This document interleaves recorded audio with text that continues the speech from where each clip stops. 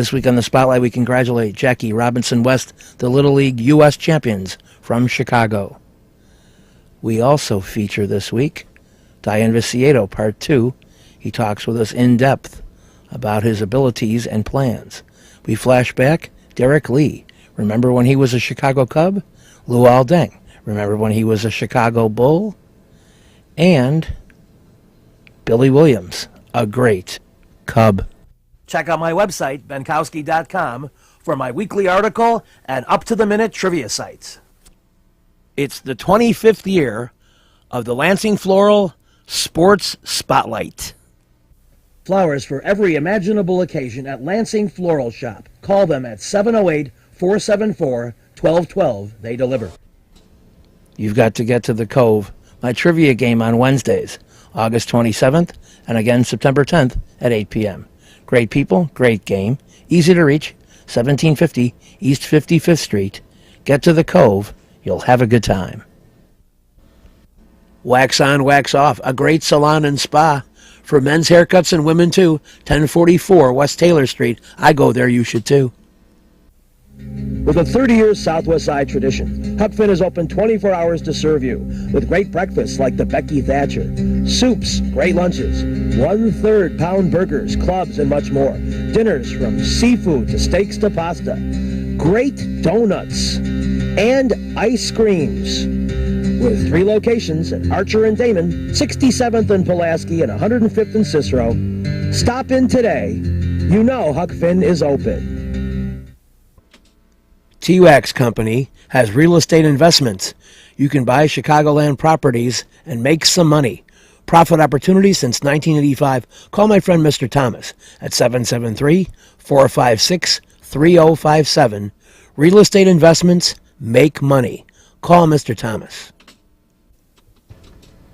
Union Park Bar and Grill. Open at 11 a.m. daily at Jackson and Racine. Huge full bar, tons of screens, great sandwiches and appetizers.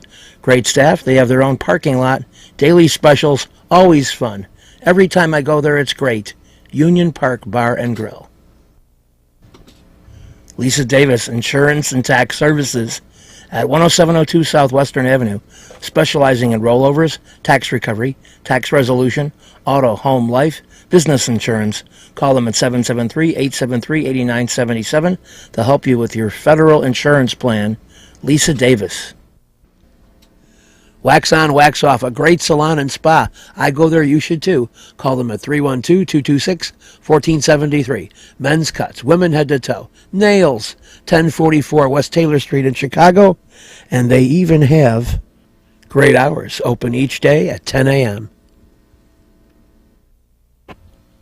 Welcome to another edition of the Spotlight. With help from Coach Lino Diaz, we talked to Dayan Viciedo, Part 2 this week. And let's get to the questions right away. Nerco is retiring, and Adam Dunn is talking like there's a chance he might even retire. This will change the DH position dramatically. How does he feel about doing some DH work in 2015? Paul Konerko y Adam Dunn están a punto de retirarse, o por lo menos Paul Konerko ya anunció que se va a retirar y Adam Dunn está todavía inseguro, pero lo más seguro es que se va a retirar también. ¿Cómo te sentirías tú en una posición como bateador designado? Bueno, no, yo creo que es la primera vez, ¿no?, que si pasaría eso, estar de DH así todo el tiempo, ¿no? Y nada, acostumbrarme lo más rápido posible y hacer mi trabajo, ¿no? Yo creo que no importa si estoy de DH y lo que sea, solamente tener la cabeza enfocada en lo que tengo que hacer y concentrarme en eso, ¿no? That will be the first time I would do that full time if that was the case, but it's just like anything else, I will have to, get used to and do the work that it takes to do that role, but I don't see it as any different. If that's what I'm called upon, I will be able to do that. Well, I heard Robin Ventura say that he didn't think Paul Konerko or Adam Dunn were the best candidates for this job because they think and analyze so much. And when they're not in the field, they're analyzing their at-bats too much. How is Dayan about over-analysis, or does he take each at-bat fresh and not think excessively?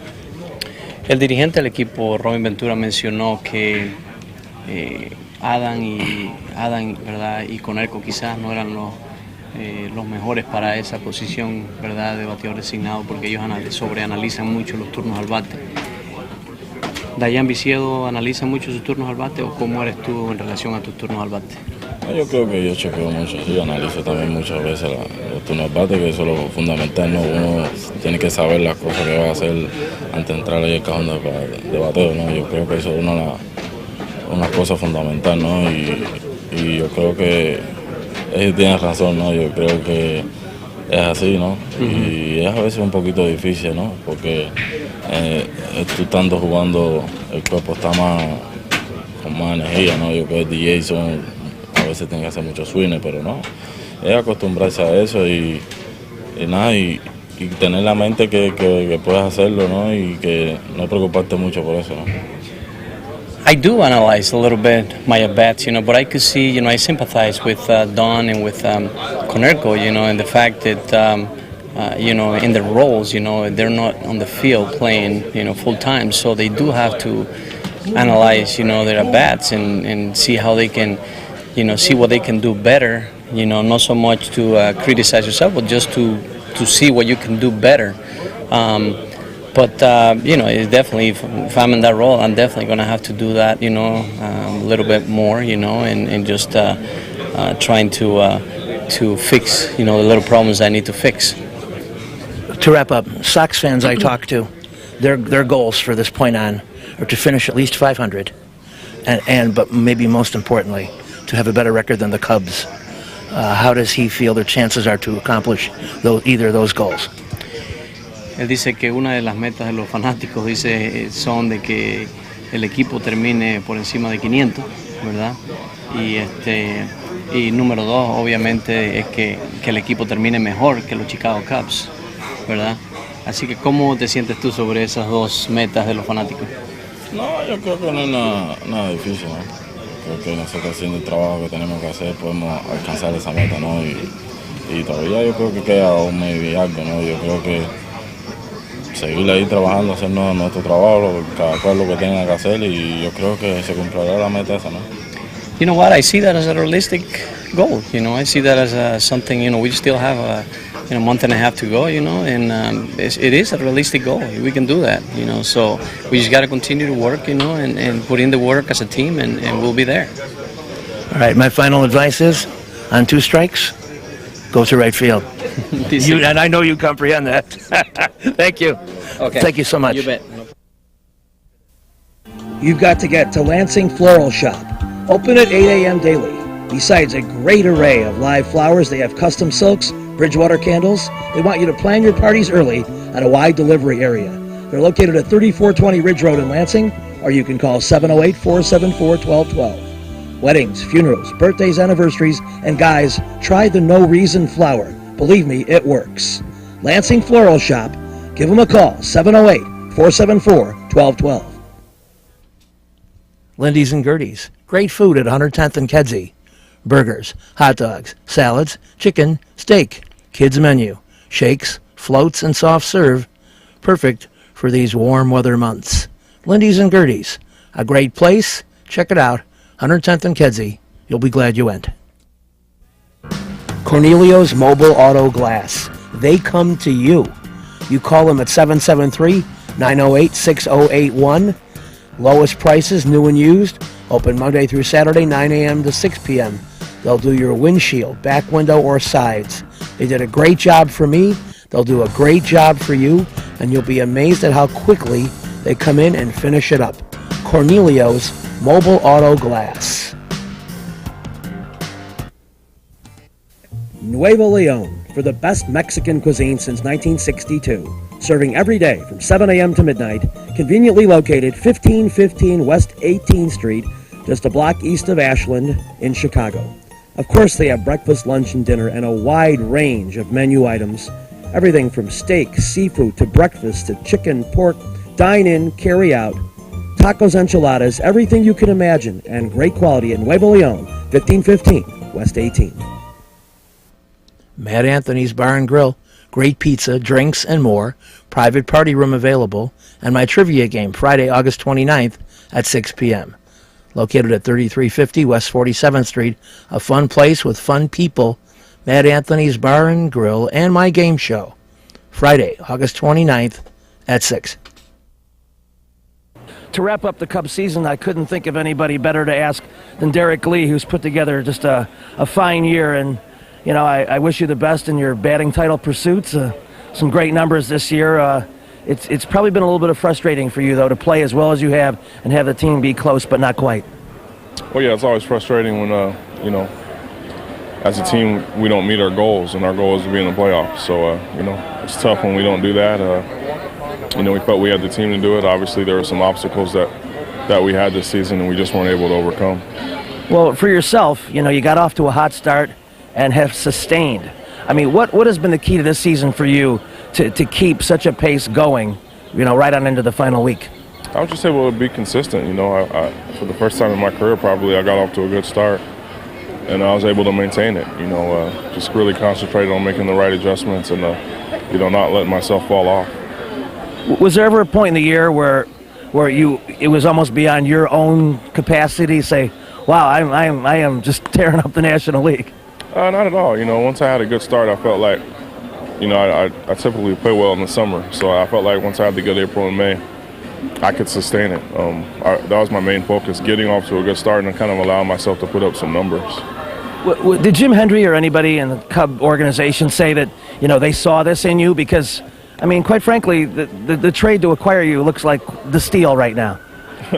Well, no one said anything to me, but, you know, I felt myself that I had the ability to put up big numbers. You know, I felt I've had good seasons in the past, but like I said, getting off to a good start kind of took me to another level in numbers. You guys were competitive and mathematically alive up until, you know, I'd say roughly 3 weeks ago. Was there a turning point in the year for you guys, or did you think was the injury thing was just too much to overcome? I can't say. Well, the last 8-game losing streak we had, you know, made the season tough on us. But you know, we were a little bit too up and down. We'd win 3, lose 3 type of thing. We kind of hovered around 500 most of the season. So we didn't have any room for a losing streak like we had. I think it was in August. So just a little bit too inconsistent. To wrap up, what encourages you about 06, besides your own play, that makes you think you guys will be back? Well, you just look on this roster and the talent we have. If we can keep guys healthy and on the field for 162 games, you know, get all of our pitchers 30 starts. Then you look at a guy like Matt Merton. To me, you know, this is a great young player who has a chance to do great things in this game. Ronnie Cedeno. You know, we just have the pieces, and we're relatively young. So the pieces are there. It's just a matter of putting them together. Well, I want to congratulate you for an MVP-type season, and just on behalf of fans and reporters, thank you for being the role model kind of guy that you've been, and I hope you're here for a long time. Thank you very much. I appreciate it. Okay. Thanks. All right. He was a great second baseman for the Cubs and other teams, and now he's a minor league instructor for the White Sox, trying to give a little bit perspective and keep the players from getting too nervous. When you played, was there relaxing techniques you used, you know, to do the way you thought, the way you prepared, that kept you from, you know, pressing and trying too hard in a game? No, I was always the guy that I didn't show the emotions. I mean, I always was quiet, and my style to play ball, it was kind of more relaxing. And I just went out there to do my best. I just want to put pressure on the other team. I don't put pressure on myself. Well, that's a fresh approach. I hope you can bring the way you think to this team in the final week here. I can tell you this from Cub fans' point of view. You were very much enjoyed as a player.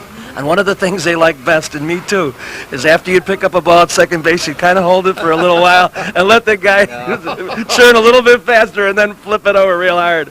And that was a fun thing. And it showed how much you loved the game and could have fun with it too. Well, I didn't want to show up the guy. It was my style to play ball, and I always think that if I'm playing second base and first base is right there, why should I hurry? So I would take my time to throw the ball. Right. But I know that was my style. It was one of my real moments to relax. You know, I enjoy getting ground balls and have the baseball in my hand and throw the ball, either throw it or catch it. I mean, that was I want to be involved in everything. That's part of the game.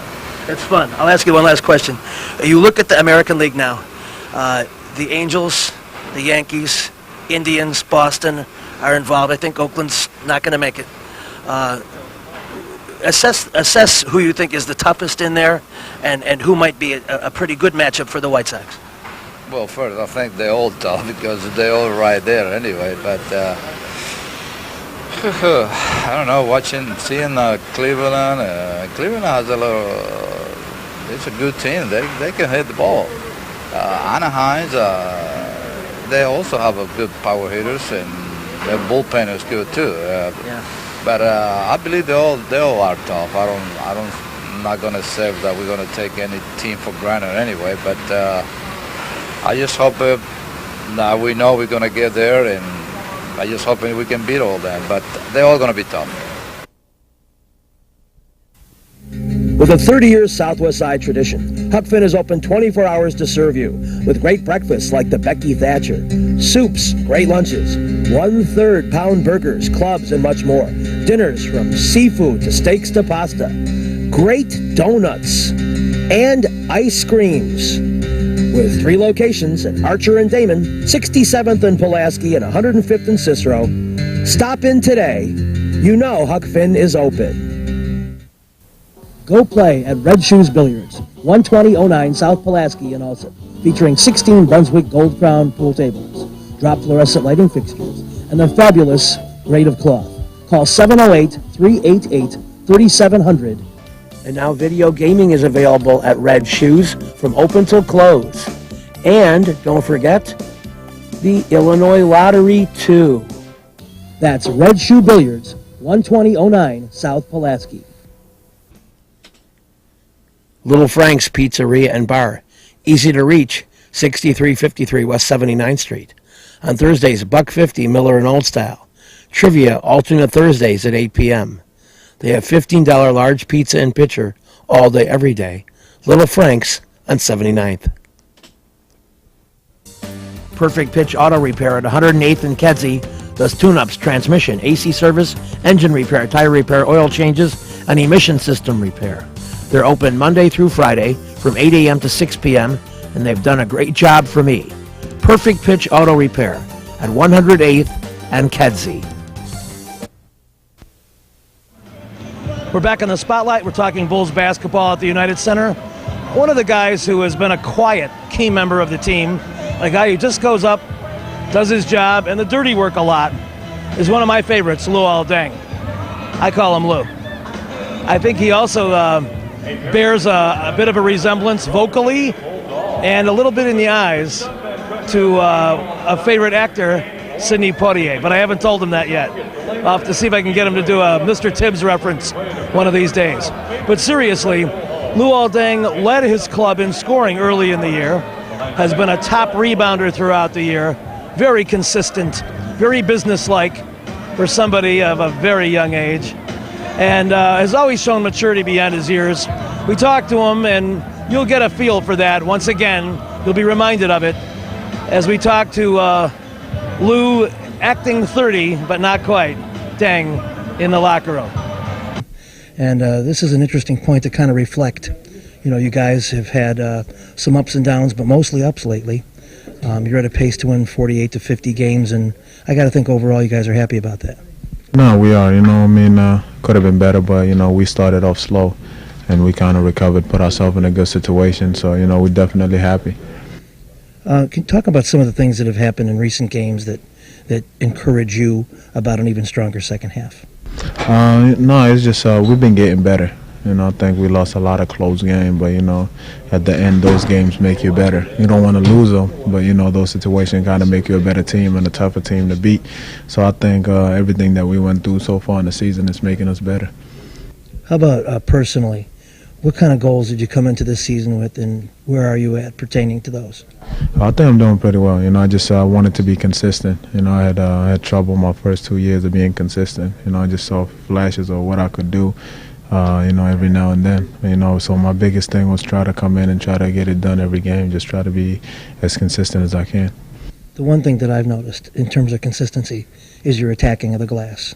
You know, every time I look in the paper, I see, 10, 12, 9, some solid numbers. What about that element of your game? No, I mean that's got a lot better. It still could improve a lot more. I think could do a better job. All of us as a team, could do a better job rebounding. It's going to help us winning the games. So each guy got to hold himself responsible to improving in that category. It seems like the defensive end comes pretty naturally. What's the intangible of attacking the glass for offensive rebounds? You just got to read it. I think you just got to read the guy who's guarding you. You also got to read who's shooting the ball. If you're a guard out there and you have another guard shooting the ball, most likely you want to get back because, it takes a bit. The big guys are always going to crash the glass. But if you're a big, you're always going to crash the glass. Also, too, I noticed you led the club in scoring early. And I guess, in a sense, you could say you and Ben have a little battle going on with that. Is it a friendly competition? And would your goal be to win that competition? That's not a goal. That's gonna destroy your game and destroy your team. Ben's a great scorer. He's our best scorer. And he's been doing that for the 3 years that I've been here. So you gotta allow Ben. When Ben scores, is good for us. I'm just playing basketball. Whether I go out there have 10 or have 20, as long as I know I played my hardest and we get what we want. That's the main goal. I eat on the pasta twice. Salerno's Restaurant and Pizzeria at Grand and Racine is the place to go before United Center Pavilion, Bulls, Hawks, Cubs, and Sox too. Dine in or carry out with great family recipes, including homemade pastas, steaks, seafood, a great fun bar area. Meet people. Have a tremendous time at Salerno's Restaurant and Pizzeria, Grand and Racine. You'll find a great variety of foods for you to enjoy at Salerno's. Perfect Pitch Auto Repair at 108th and Kedzie is great. Tune-ups, transmissions, AC service, engine repair, tire repair, oil changes. They're open Monday through Friday, 8 a.m. to 6 p.m. They do a great job for me, and they'll do a great job for you. They're quick, and they don't charge an arm and a leg. Perfect Pitch Auto Repair, 108th and Kedzie.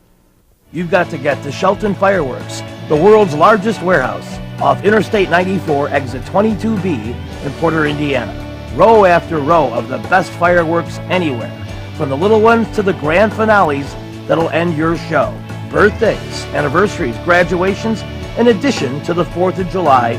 Just get over there to Shelton Fireworks now. Then you can reload by the time summer comes. Shelton Fireworks, I-94, exit 22B in Portage. Reggie's is a great place with tons of music, interesting people and staff, great food and drink at 21st and State. And amongst the cool things they have, Benkowski Trivia.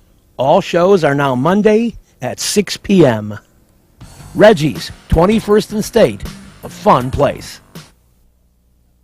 In 1969, and we were watching the Cubs dominate the National League East in first place through the greater part of the year, and develop a little for us that lineup, that lineup that maybe got overworked, that lineup of 8. Well, 1969, of course, it was a great year. We played good, sound baseball until three-quarters season. We still played 500 baseball from August on. When we developed this ball club, after playing together for about 6 or 7 years, we then found out in 1969 that we had the club to win. When Willie Smith hit that home run, opening day of the season, seemed like the fun and everything happened. We hit a trend that we was on the way up. This was our year.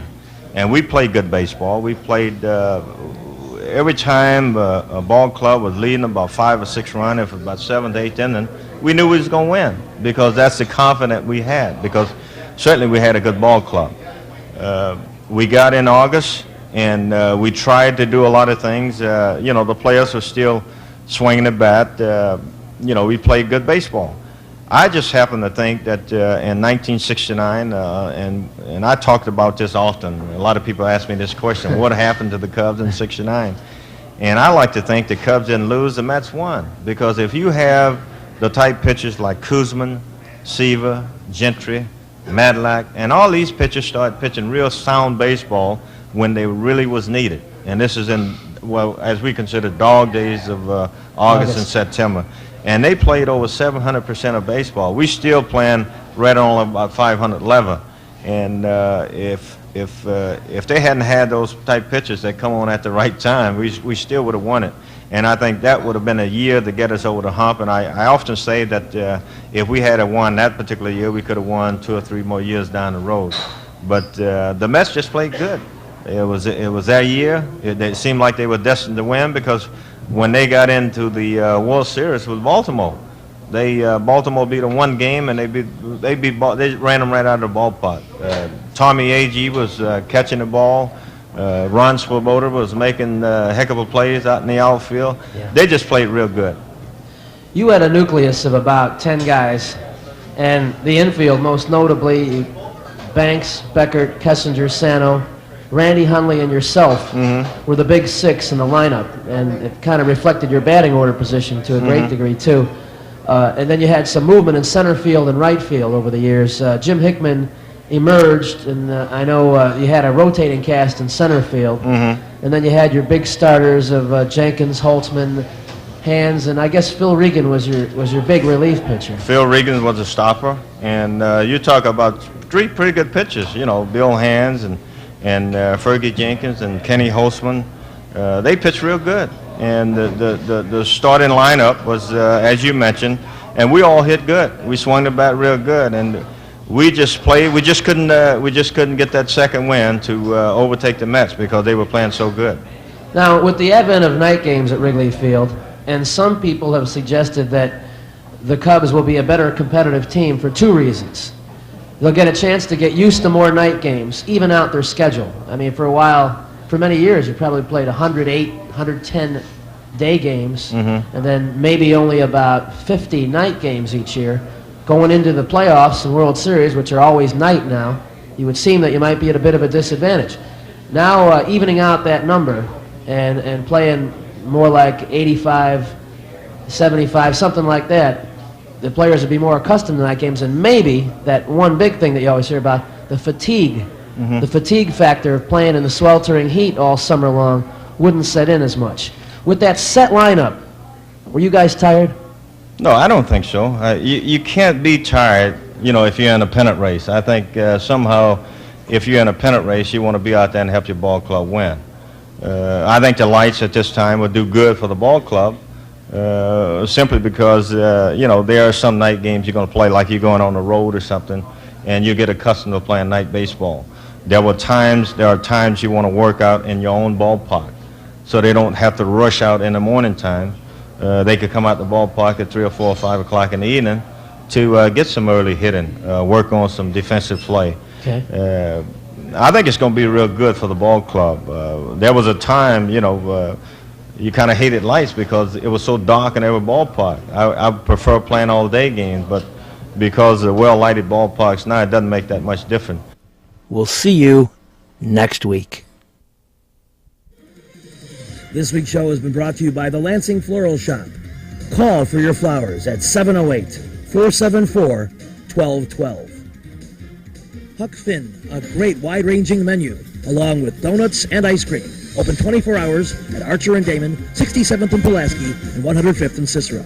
Imprint Graphics, leaders in booklet, perfect bound saddle stitch, very competitive pricing. Call 708-396-1010.